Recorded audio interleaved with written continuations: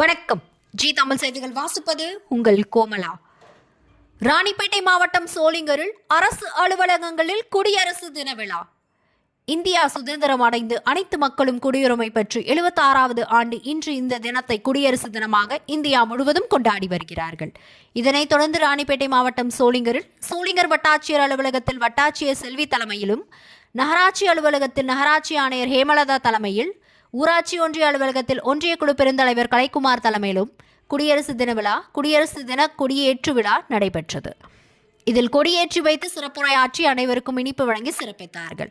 உடன் நகரமன்ற தலைவர் தமிழ்செல்வி அசோகன், வட்டார வளர்ச்சி அலுவலர் வெங்கடேசன், பாபு, வருவாய் ஆய்வாளர் நகரமன்ற உறுப்பினர் கோபால் உள்பட கோகுல் உள்ளிட்டோர் கலந்து கொண்டு சிறப்பித்தனர்.